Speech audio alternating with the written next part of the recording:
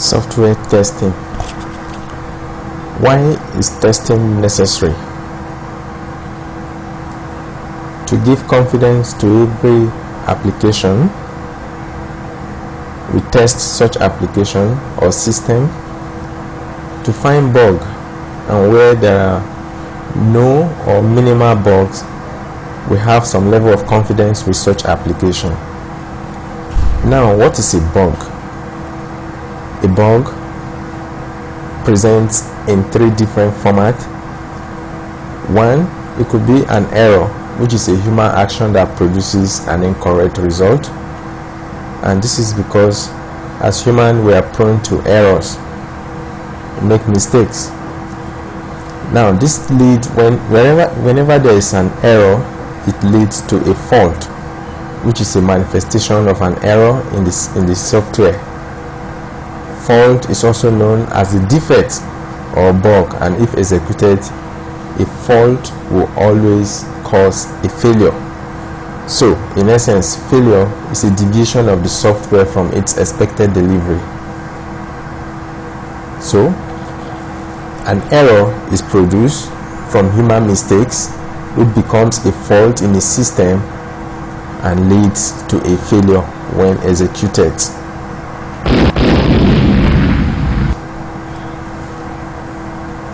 So why do faults occur in software? Like I've said earlier, software is written by human beings and we are not infallible. We make mistakes. We have different skills, or we're not perfect, and we're under increasing pressure most of the times to deliver, so we are most of the times in a hurry. There's no time to check, and then the system may become incomplete. Now, software failure or fault or bug, as you may want to call it, have in the past caused a lot, and we have examples, international examples that we can give here.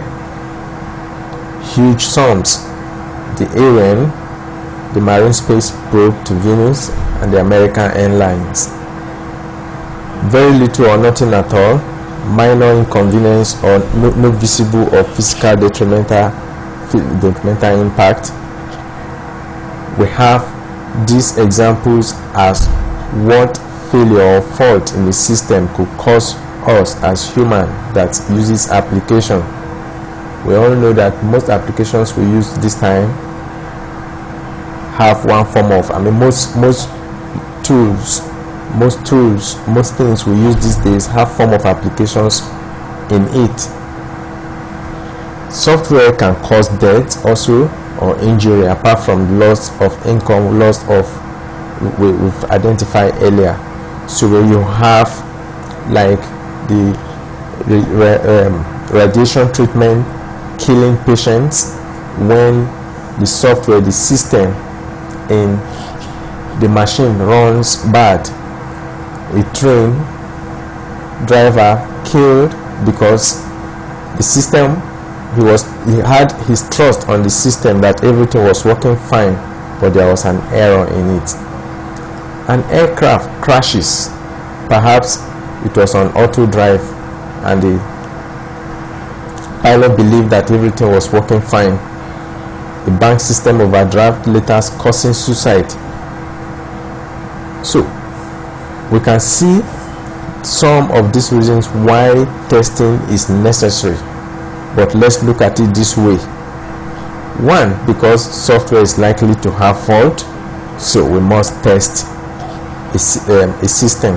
But like I've said earlier, the overall thing is to give confidence to the system. Now it is to learn about the reliability of the software. It is not a time, it's not to fill a time between delivery of the software and the release date just to keep yourself busy. That is not the reason why you are testing. It is also not that you want to prove that the software has no fault. Then it is not because testing is scheduled in the project plan. Of course, testing is scheduled, but we are not testing because you must carry out that task, that particular task. because failures can be very expensive. You have seen some of those costs outlined earlier, and you have seen the cost. A customer can sue any organization, any developer where there is loss of income.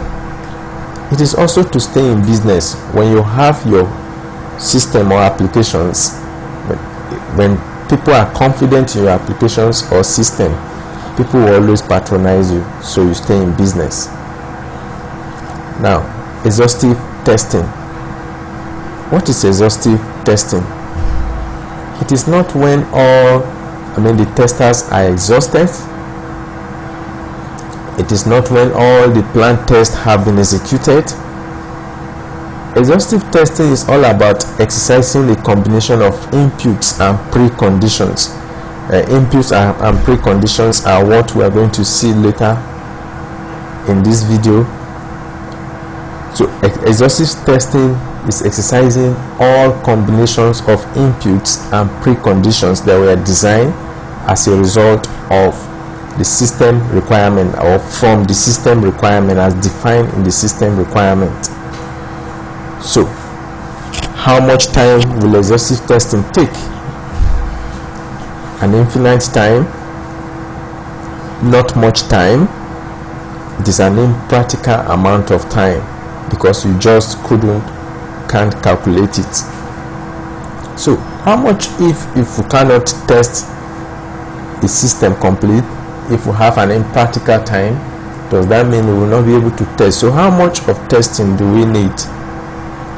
It depends on the risk involved, the risk of missing important faults.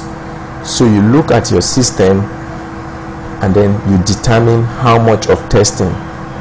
The risk of incurring failure costs, like we've identified earlier, risk of releasing untested or under-tested software, risk of losing credibility and market share, just like we have said earlier, then risk of missing a market window, risk of over-testing, ineffective testing. So when you have so little time and so much to test, what do you have to do? You have the test time will always be limited because of pressure, because of time frame that perhaps that was given. So what would be the yardstick? How will you determine what to test? You use the risk involved, or the risk area. So you look at what to test first, what to test most, how thoroughly to test each item, and all of this is determined from the risk. This is where you place your emphasis. So what is it that perhaps you might want to paint, not to test at this time, that is not so important?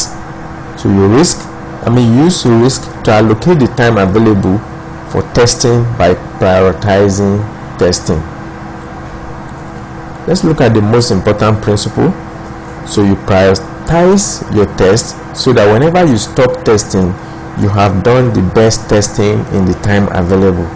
Mind you, it's not that you have exhausted the test, but like I said, whenever you stop testing, you have done the best testing in the time available based on the risk.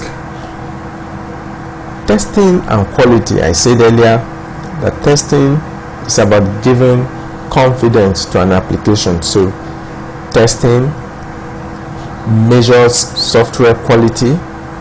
Testing can find fault when they are removed, to software quality and possible reliability is improved.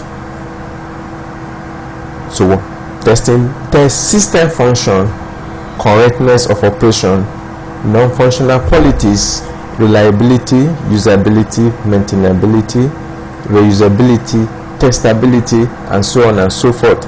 These are things that will be discussed and we'll see later in this video.